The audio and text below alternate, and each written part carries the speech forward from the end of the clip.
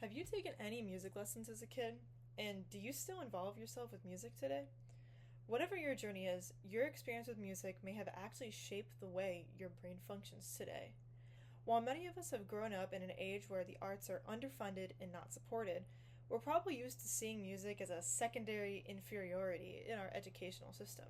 But in fact, it could be one of the most important concepts taught in schools.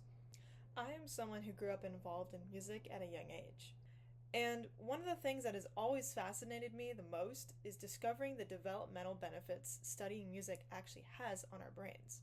So, today, I would like to persuade you to help support musical arts education in schools by 1. Learning how music actually affects your brain, 2. Learning how the skills like effective practice contribute to the brain's development, and 3. What you can do to advocate for support of musical arts in schools. So with that, let's begin with some information about what it is exactly that music does to our brains.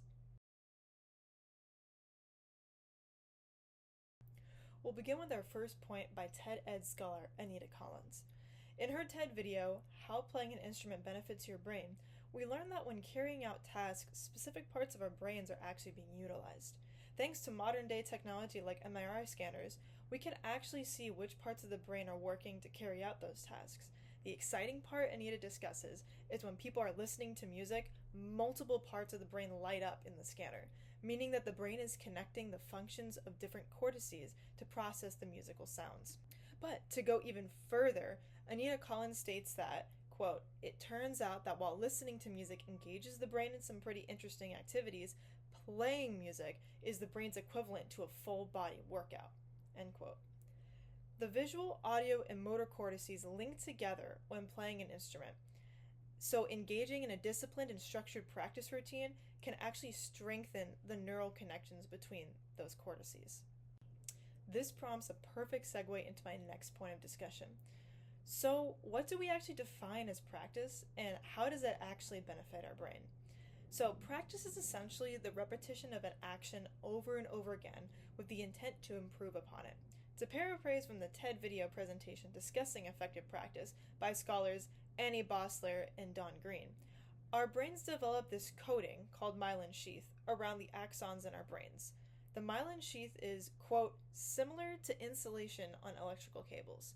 It prevents energy loss from the electrical signals the brain uses, moving them more efficiently along the neural pathways, end quote. The video suggests that physical repetitions of an action can actually increase the layers of myelin sheath and develop quicker response times for the neural pathways. This concept is similarly coined as muscle memory, thus the science behind effective practice. Bringing us back to our musical topics, the science of effective practice combined with the interconnections of cortices from playing a musical instrument can provide a neural brain workout unlike anything else out there. And this is why learning an instrument, especially at a young age, can be so beneficial to your brain's development. This concept seems like an incredible development opportunity for humanity, but how can we help make it a more commonplace practice? The simplest way to advocate for musical instrument education is by spreading the knowledge of its benefits through conversations and social media alike. But if we were to look at a more big picture level, donations to your local K-12 schools will definitely help to fund programs which support musical instrument education.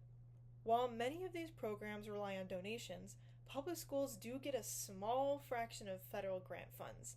According to the National Endowment for the Arts, quote, fiscal year 2022 appropriation of $180 million constitutes about 0.003% of the federal budget.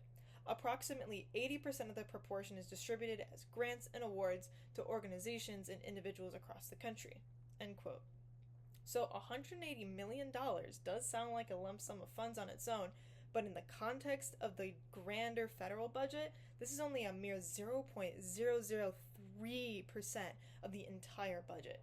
It's simply just not a priority in our federal system.